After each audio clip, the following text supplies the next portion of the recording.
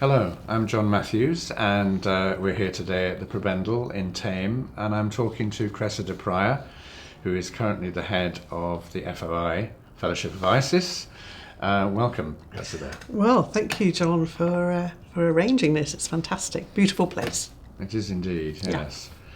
So let's talk a little bit about, first of all, tell us a little bit about the Fellowship of Isis, for those who don't know. Well, the Fellowship of Isis was started very nearly 40 years ago at the spring equinox by people who happened to be my relations. They were Olivia and Lawrence Robertson, as they were known then. Now they're Durden Robertson, and Lawrence's wife Pamela, and I know her as Aunt Bobby. And it was started in Ireland. My uncle had a strong sense of the importance of the feminine divine, which was also echoed and felt by the other two founders.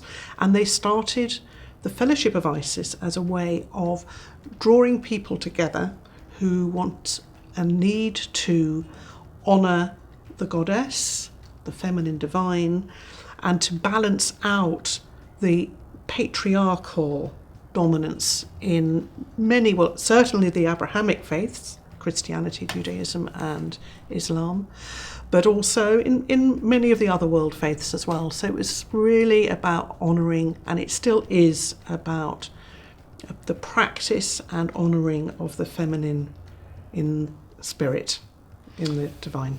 And why Isis? Interesting question. I asked my aunt that one time when we were driving around, and she explained that Isis, the goddess of 1,000 names, of course very strong and a part of the Egyptian pantheon, also had huge relevance for those in the British Isles. Of course, the Thames is also known as Isis, and there were other Isis worshipping, I don't like to use the word cults, but this is how sometimes they're described in Northern Europe and around Britain in thousands of years ago. So there is a strong connection to Isis in these islands and, of course, in other places around the world. Dating presumably from the Roman times when they spread so much of Eastern religion into these lands. Indeed, yes, yeah. Tell us how you came to be steward of the Fellowship of Isis, and perhaps you'd like to say something about the use of that term, steward, rather than head or chief or any of the other possible names. Well, I had been sort of encouraged along the path of greater involvement in the Fellowship of Isis from being a member and having a small Iseum in East Anglia where I lived then. But Olivia wanted me to be a little bit more involved, and she encouraged me to train as a priestess in London, which was closer to where I live now. And so I was ordained in 2009. And in 2011, when she came over to visit and enjoy the crop circles, and she used to come over every year for this. One time she walked up to our local rather beautiful parish church in Winchcombe St Peter's, and she separated herself from myself and my sister and my husband, and went up to close to the altar, knelt down, and had several minutes of quiet prayer. And then she rejoined us, and we didn't talk that much going back to our house.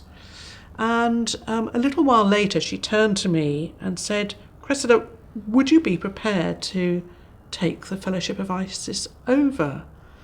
I was really flummoxed and flabbergasted and very surprised and pleased as well to be asked. Took a while to think, not that long, and said yes I would. And she was obviously very relieved and said, "Oh, that's wonderful, because I can now die." And I made the usual noises. "Oh, that's not going to be for ages yet, of course." But she was 94, and I was aware that time's winged chariot hurries near for all of us, and especially when you're 94. So I was aware that it was a role I would be stepping into probably within a few years. And I did. I chose the name Steward because there wasn't a name, actually, because Olivia, Darian and Aunt Bobby were founders. I was obviously not a founder, and I thought, what is my title? And I wrestled with this quite long and chose Steward. It felt like I was guiding this wonderful vessel and keeping it safe from any particular difficulties that an organisation can fall into. And so I felt Steward was the right name. So Olivia's running of the FOI was really a full-time occupation. She gave most of her life to just doing that. You have work of your own, I know. How does that relate to your own work now in the FOI? Well, I took early retirement from the NHS where I worked in adult mental health in 2008, which allowed me more time to set up as a freelance therapist and as an infant massage instructor. But it also gave me more time to focus on more of my spiritual interests and background, in a sense. So I now do some, in a sense, paying work, but also have time to build the work in my Unitarian church, but also for the FOI. So I feel that my background and interests really feed this the spiritual angle, the spiritual work, because of the interest in things like the collective unconscious and the archetypes and the more Jungian approach, all feed in to the Fellowship of Isis's approach and other stuff as well. And you're an ordained minister in the Unitarian Church, is that right? I'm not an ordained minister in the Unitarians. I'm an ordained interfaith minister. Oh, I see. Okay. And I'm a lay worship leader in the Unitarians. And that must help, surely, with the the ritual side, if you like, of it does life indeed. in the FOI.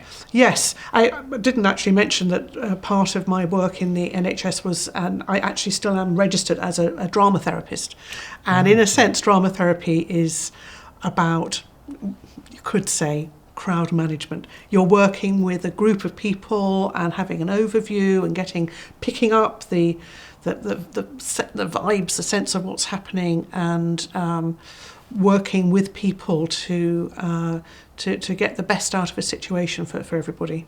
So that is very much part of the ceremonial work and within a service, within the festivals, that sort of thing. Yeah. FOI has a manifesto that is particularly welcoming to people of any faith. Yeah.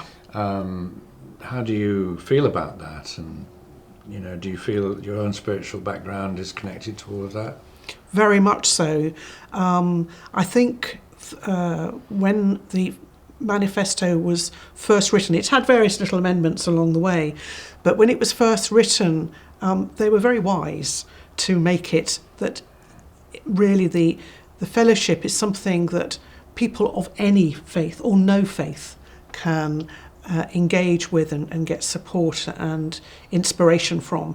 And I feel that there is an inherent truth behind most world religions, and if we can acknowledge and tune into that, Huxley called it the perennial tradition, which is about the divine, the sense of the divine reality behind everything. And that this is something that we're all drawn towards. And of course, for the fellowship, it's about acknowledging the divine feminine, the goddess energies as well. I think there's a strong pull for many people. And that's something that the manifesto really emphasises. Yeah.